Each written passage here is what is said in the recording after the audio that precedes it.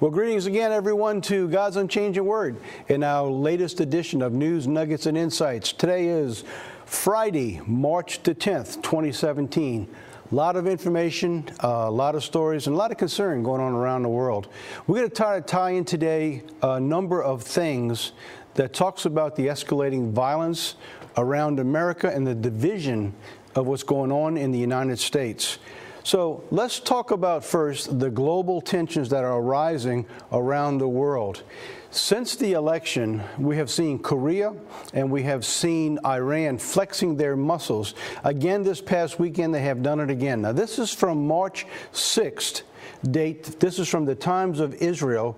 It's talking about Iran launching their missiles. This is copied right out of their paper. So here's what they quote. Two officials say that one of the missiles was tested successfully, hitting and destroying a barge that was floating offshore about 155 miles away from its launching site. The second missile missed its target. One official is quoting as saying, but it hit in the vicinity.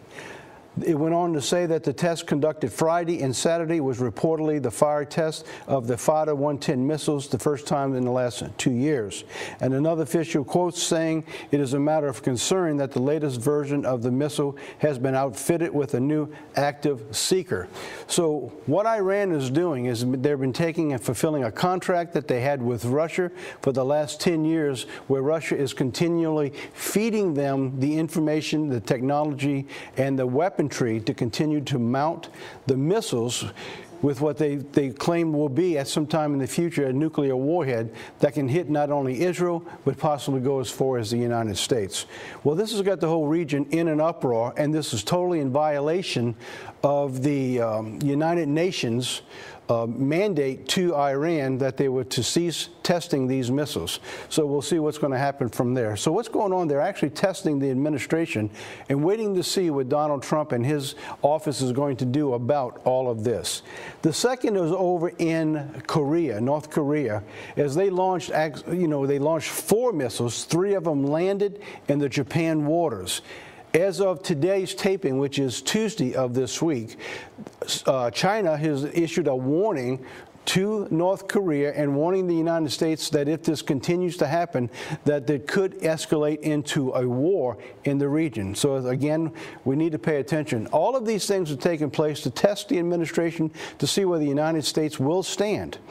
As we know from biblical prophecy, these kind of things are going to continue to escalate until the world implodes upon itself.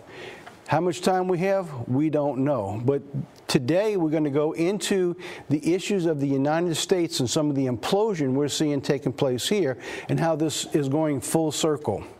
To begin with, we'll talk about some news from the brethren. This week is from Carl Dillenbach out of Florida. And we're entitling this session, Be Careful for What You Ask For. Be careful for what you ask for. We begin the discussion with the minimum wage fight. Across the nation, you've been seeing over the last couple years people talking about raising the minimum wage to $15 an hour. The battles have been going on. In some areas, they have been very successful, especially out west and in Seattle. So here's our session of Be Careful What You Ask For. In this battle to raise the wages to minimum wage, it has unintended consequences, and that's what we're going to talk about.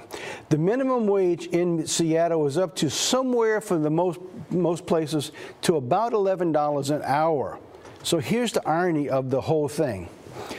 Because the wages have been going up, that people now are beginning to make more money over the threshold. All right, there's a threshold where you start getting government support for food stamps, for children allowance, for health, housing, telephones. So now, as it raises up, they disqualify themselves from receiving all the other government benefits. So the argument now is that they're going to, this is, again, I laugh with these things when they come out every week, because it's pathetic. It's really pathetic. So now they got what they're asking for. They're only at $11 an hour, on their way to $15 an hour. So they begin to move off of government benefits. And so what they're asking the employees to do now, the employers, is to give them less hours. To give them less. So here's what we have accomplished in this battle to get more money. They're going to have the same amount of money, working less, and costing their employer, the government, and you, the taxpayer, more money so they can sit home more often and not do anything. This is absolutely horrendous, and these kind of things have got to stop. And so what we're doing, we're trying to make the public aware of what's going on here. So this is a segment. Be careful what you ask for. You wanted more money, you got it. But I tell you what, the people are so lazy, they would rather sit home with less money and be taken care of by the government than to take care of themselves. A total principle that goes against the scriptures. And that's just one of the reasons that we're being torn down. I put this into the cycle of a nation. All right, so this is where now let's magnify what we're talking about here. The cycle of a nation. In the cycle of a nation, this is brought out, it's called from bondage to faith or from faith to bondage. So in this cycle is that when people are in bondage, just like the children of Israel when they were captives in Egypt, to come out of Egypt, they had to have the faith to step forward to trust God to bring them out. So we see a nation in this cycle as they step out of bondage. The first step is called faith. They have the faith to trust God, to walk forward, to give them the freedom that they've been looking for. It takes courage. You see the courage within a people rise up, just like in the United States with the Declaration of Independence, when the founders of this nation had the faith to trust God and the courage of their convictions to move forward toward freedom. They obtained liberty and freedom from the fights that were fought for through the deliberate acts of confidence, of courage, and trust in God moving forward.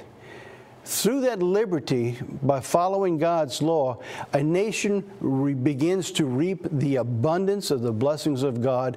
And just like with ancient Israel and the United States today, we've seen that the abundance that no nation had ever reached, the amount of abundance that the United States has had. So we see this cycle by trusting God, how we raise to levels that could never be seen in any other place. But then something happens. And this is a warning that God gives in the Old Testament. And by the way, what I'm giving you today is just a foundation of a sermon that we'll be bringing out in the near future, talking about this cycle of faith and what we need to, as God's people, to trust God so that we don't begin to move into the cycle that I'm telling you now. It moves into the period of selfishness. When people get rich and fat, they get lazy and they get selfish. Then they become complacent. They no longer rely upon God who gave them the blessings that they had to begin with, and they become complacent. They begin to see things happening around them, and they have this apathy toward it. It's like, so what? Big deal, doesn't bother me. That's what we started with in this session tonight. The apathy of this nation, that when you see what's with the riots, and we're going to show you a little video that goes on just this past weekend at a pro-Trump rally, and that's been going on, and probably what we ought to do is actually put a capitulation of all of these riots that's been going on so that we don't become apathetic to all these things. So what? That's the way it's going to be. Doesn't bother us. Let's just forget about it. Because those things are dividing and destroying and tearing down our nation. The next thing, as we brought in with, be careful what you ask for, the dependency.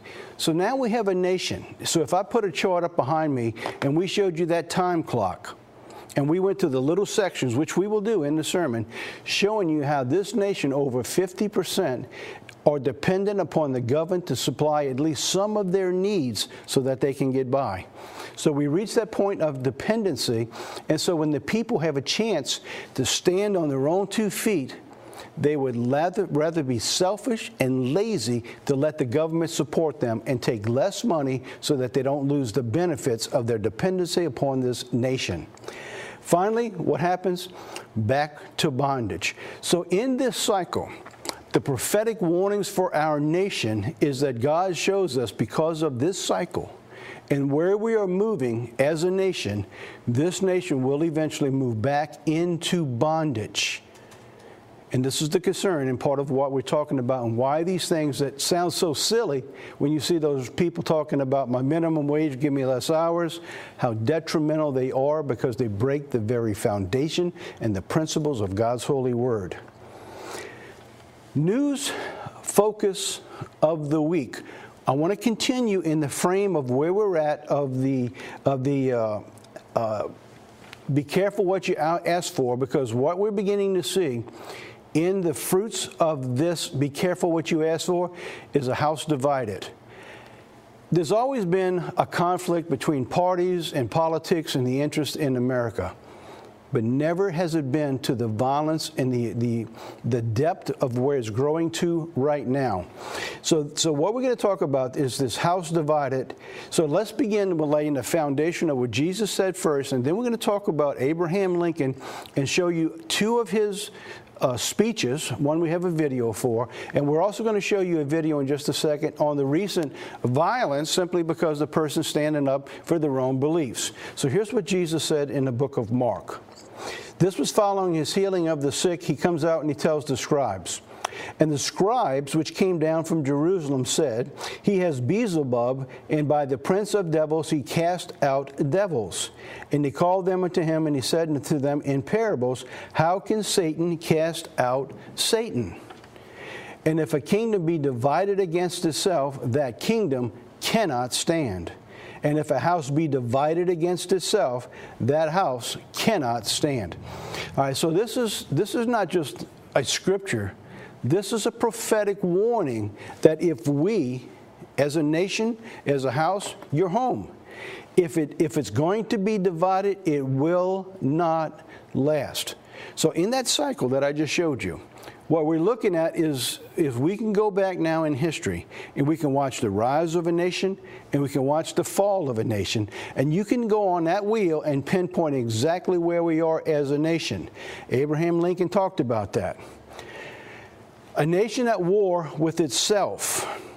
Throughout the election period, and now following the election, we have seen the witnessing rise of a divided nation like I've never seen. In fact, if you listen to all the pundits on TV, and those who have been doing this for 30 and 40 years, they have never seen it or ever studied anything to the depth of what's going on to this division. And you can rest assured, this is not going to end. It's not going to end, so you can have at least 4 more years of what we're seeing of the escalation in violence. In fact, we said in a sermon just last week, we said it in a series, and we said it in News Nuggets and Insights, that this riot is going to end in bloodshed, and you're beginning to see some of that right now in just a minor way through cuts and bruises. But eventually people are going to begin losing their lives as this continues to go on and the anger escalates. And the leadership continues to promote this type of violence instead of condemning it around the country. All right, so we're seeing this rise of the divided nation. We're witnessing the rise in anger and hatred and violence. Let me just show you this was simply a rally this past weekend at one point in Berkeley where people were simply supporting Donald Trump, their campaign, and looks what happened. So let's play that video. It's just under a minute.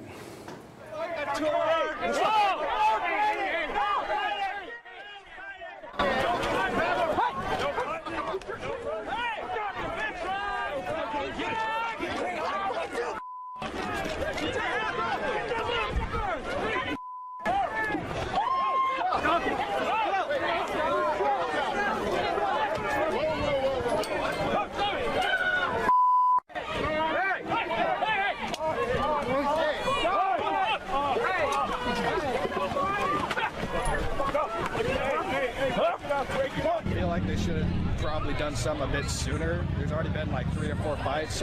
Several people have been pepper sprayed.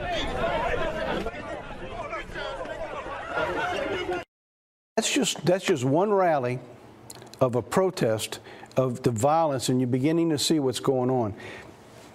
The leadership in some areas on the left are actually on the websites now. They're actually putting out information on how to disrupt and how to hold these campaigns to counteract any measures that's coming across from the right or bringing God in. So you're going to see this is not going to end. This division is going to grow wider and deeper. because it's more than just what we're looking at on the surface. We're looking at something that's evil, that Satan knows that his time is drawing short, and as God begins to continue to bring this era of time to an end, you're going to see this evil continue to rise. Abraham Lincoln talked a little bit about that in this nation at war with itself. We actually addressed some of this in our recent special, The Constitutional Christian, and this information that we put together in this little video, I'm going to play it in just a second. It's a little over 2 minutes long. It has actually become prophetic when he talks about a nation or a house divided, basically, and we're going to talk about that also in just a second. But what he's talking about, if this nation is powerful and as great as it is, that if it could not be destroyed from without, it would be destroyed from within if we remove God as our central cornerstone. So we got this little video, we put it together. I wanted to play it here in case you haven't seen The Constitutional Christian, and it covers what Abraham Lincoln said almost 25 years before he was elected as president. This is what's called the Lyceum Address that was given in 1838. So let's play that.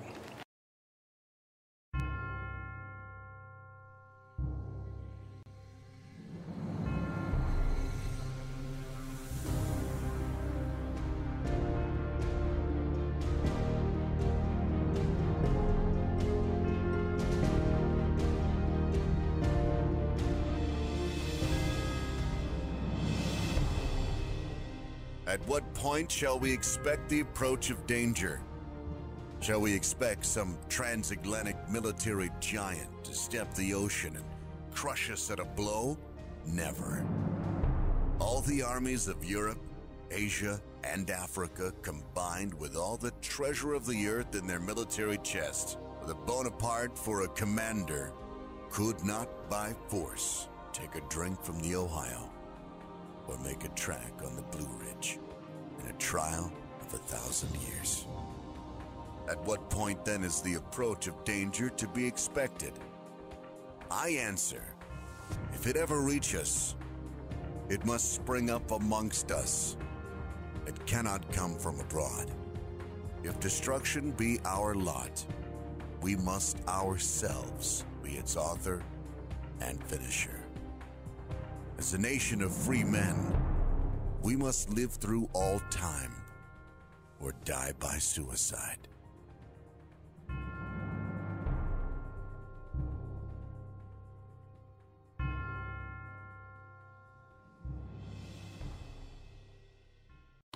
That is so prophetic.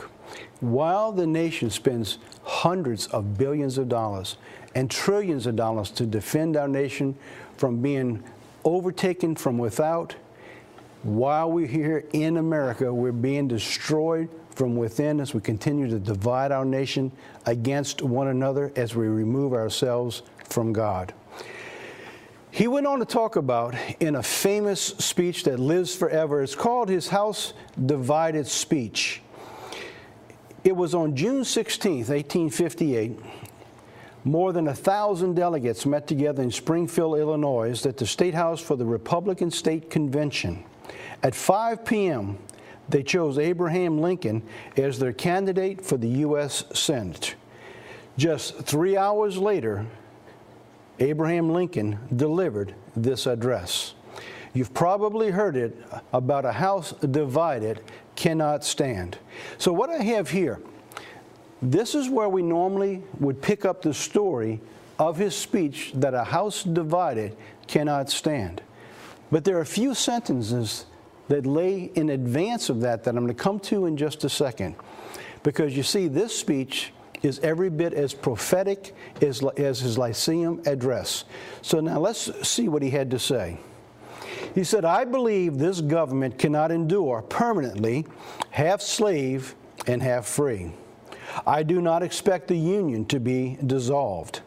I do not expect the House to fall, but I do expect it will cease to be divided. It will become one thing or all of the other.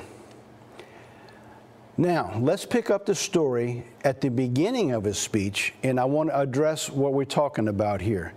Abraham Lincoln, just years before he was elected, he was talking about the slavery issue and how it was dividing our nation, not unlike today. In that cycle, that wheel that we talked about from faith to bondage, as we're talking about the bondage that holds many of this society captive as we removed God from our nation, as sin has taken over. So now let's look at this comparison to what he said, and you think about our nation today. At the beginning of his address, he says this: if we could first know where we are and whether we are tending, we could then better judge what to do and how to do it. We are now far into the 5th year since a policy was initiated with the avowed object and confident promise of putting an end to slavery agitation. Under the operation of that policy, that agitation has not only not ceased, but it has constantly augmented. In my opinion, it will not cease until a crisis shall have been reached and passed. Now, let's talk about this. What are we looking at here when we look at the words of the beginning of that speech, which is overlooked, which is so prophetic? In fact, this is almost as if it's written from the Bible, and we would start. Let's talk about here. In my opinion, it will not cease until a crisis had been reached and passed. Jesus Christ tells us that there will come a time, unlike any other time in man's history, that the violence, the escalation will not cease until it reaches one way or the other. Thankfully, Jesus Christ is going to step in before mankind destroys himself, and he will bring about the freedom that we have been searching for all of our lives. So we know, and this is what he said, in my opinion, it will not cease until a crisis has been reached and passed. Now, let's look at the United States today. The crisis that we're looking at of the division in America and the rise in escalance and the escalation in violence, murder, the physical violence of the evil that's going on is rising every single day. Last year we set records. You know, when you look at Chicago. Now, I've got a report that I'm going to show you, that even though Chicago was talking about all the people that were killed there, on a per capita basis, New Orleans actually had more people killed per capita than Chicago had. And we were number 4. Chicago was number 7. So around the city, there are 6 cities that have more people killed per capita than Chicago. And the only reason you see it in Chicago is because it's concentrated, and because of the amount of people that are in Chicago, it seems to appear to be worse than any other place. In reality, per capita, it's not. So when we go into this sermon talking about the house divided, I'm going to bring you those statistics to show you how violent this nation is becoming. Now, going on. So now let's look at what we have here. Now, I've taken everything else out of his speech, and I left 2 verses up here. The first sentence and then the third sentence, it says this: if we could know where we are and where we are tending, we could then better judge what to do and how to do it. Now, in God's holy word, we can look at God's holy word, and it'll tell us of where we're going, and we can look at what's going on in America today. You can look this at prophetic prophecy, which this is why we need more time, in book of Matthew 24, Luke 21, the prophetic events showing, pointing to the end time in Ezekiel and Isaiah and Hosea. And look at all of these things, and you begin to look at time's running really short. So then because we know where we're going, we know what to do. And as God tells, blessed is that servant he finds so doing when Jesus Christ returns.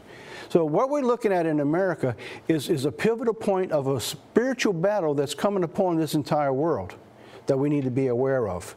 So it says, if we could first know where we are, then we know where we're tending. And I'm telling you this, unless something begins to stop the rise of evil, which it doesn't look like it's going to, and the rise of the violence that's taking place, you're going to continue to see this house divided become worse and worse. Where will we be in 4 years? Under the operation of the policy, he's talking about the policy at that time, which was the policy of slavery. It says, under that policy, that the agitation not only has not ceased, but it has constantly augmented. In other words, it has increased. So as we see this administration, because human nature doesn't change, as we continue to see this administration, as he called himself, the new sheriffs in town, begin to try to regulate law and order, you're going to see the society who does not want to continue to rise up, just like it was with the Civil War and the slavery issue. You're going to see it constantly augment until what? As Abraham Lincoln said, that in his opinion, it will not cease until a crisis has been reached and passed. And I'm telling you, it is also my opinion at this day and time that what we're witnessing now, and the tensions and the rise of violence and evil in this nation and going on globally will not cease till a crisis has been reached. Now, the question is this: is this the crisis that God talked about at the end time that will bring about and usher in the return of Jesus Christ? That I don't know. But one thing we can know as we bring this segment to a close right now: a house divided against itself cannot stand. So what we're looking at from Abraham Lincoln, from his Lyceum address in 1838, and this 20 years later, before he was ever elected president, that this too is prophetic in what he's delivering to the people, is I'm trying to share with you today, because it follows the patterns out of God's holy word. So when we see these things taking place, as pathetic as they are, and I do chuckle when I see these kind of things, because they're so insane when you see somebody say, oh, okay, I got more money, but I'm losing on this end. Why work? Well, you know, if you cut off all those benefits, you'd have to go to work. And at some point, the United States is going to have to do that because it does not have the money. We're already at $20 trillion in debt. Right there. We're right at $20 trillion in debt, and there's no end in sight. It continues to escalate. This message needs a lot more time and a lot more depth and a lot more study. And we're going to cover that in sermons. We're going to cover this type of message more and more in God's Unchanging Word for our news nuggets and insights. But I wanted you to be aware that when we see the littlest things like we're seeing about minimum wage and about a protest that's taking place in Berkeley, California, it has deeper spiritual undertones than we ever imagined. And we as God's people need to be aware of what's going on, because you see, it's kind of like that frog that's in the frying pan. The old story is you can put him in the pan, put him in the water, he's nice and happy, and you slowly turn up that heat, and he doesn't realize that he's being cooked before it's too late. Well, here in America, we're being cooked, and we, as God's people, need to be aware. All right, in the mail this week, we sent out the first part of Jehoshaphat, King of Judah. You should have that by the time you see this News Nuggets and Insights. It should be in your hands. It's also going to be online. You can download it. You can watch it online. Part 1 of Jehoshaphat, King of Judah. And then over the next 2 weeks, you'll have Part 2, and 2 weeks later, you'll also have Part 3 coming in. It's a terrific series, lots and lots of information that you may not be aware of. So be sure, if you don't have it, go watch it online. Better yet, write in. We'll be glad to send you your own copy. The March DVD offering this month that's out, if you haven't got one yet, write for it. It'll be going out in just a few weeks. It's called The Death of Our Moral Compass. It's kind of interesting that this was delivered some time back this year, and it seems to play right into where we are today with the violence and things going on in America, that America's basically lost its moral compass. It's like a ship without a rudder. It's just running to and fro, and it has almost no direction on its morals. And when morals come in, you see anger rise that you just can't imagine how rotten and how evil it is. We're also on a countdown to Passover. Now, for a lot of people who are catching our program, we have a lot of brand new people that this may be their first Passover season. So we want to make you aware that Passover this year is on April 10th. It is observed the evening before, which would be, hopefully I got this correct. I went and looked at the map. The timing is Sunday evening, right after sunset. all right, right after sunset, which is the 14th day of the first month on God's calendar, which falls on April 9th of this year at sunset, all right, at sunset. The days of unleavened bread are from the April 11th through the 17th, and the holy days, where we have holy day convocations, as God commands. By the way, they're found in Leviticus 23. If you haven't looked, go back into Leviticus 23, and you can see the holy days. Fall on Tuesday, April 11th, and Monday, April the 17th. So we'll be conducting holy days as well as the regular Sabbaths. So now, just a word of advice. Moving into the holy day season, as you prepare to unleaven your house, be careful what you buy. Making sure that you don't have to waste and throw out a lot of leaven products. And so this is the countdown, or in some areas they call the eat down. To eat down all your leaven products, to get it out your freezer and get it out your house before Passover. So we're going to talk a lot more about Passover and the season coming up, which is literally 1 month away from the 10th. So today we want to close with a song that actually my wife found, Audrey. We're going to be trying to close with some more upbeat videos and music this coming week, this coming month, as we're going through getting ready for Passover. This one's called Shout to the Lord. It's from Darlene. I'm not sure how you pronounce that, Sesech, but it had received over 15 million views on the website, on the YouTube.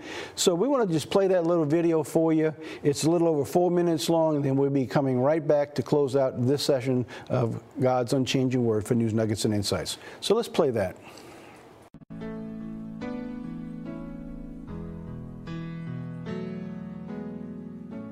My Jesus, my Savior, Lord, there is none like you.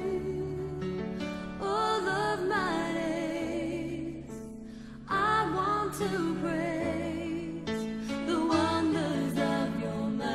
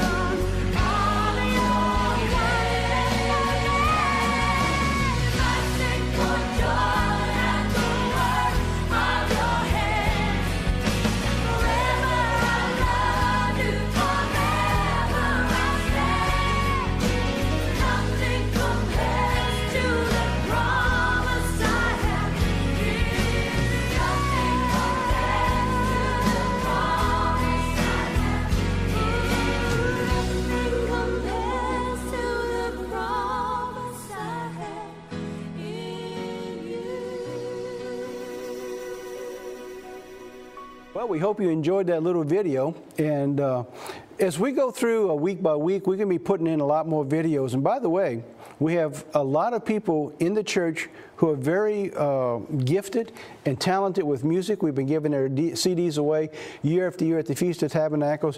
We're going to be featuring some of those songs also. So if you have information, by all means, let us know. Send it to News Nuggets and Insights via God's Unchanging Word. Thanks for watching. We're going to keep you in touch with as much as we can keep you with. Love to hear from you. Until next week, God be with you until we meet again.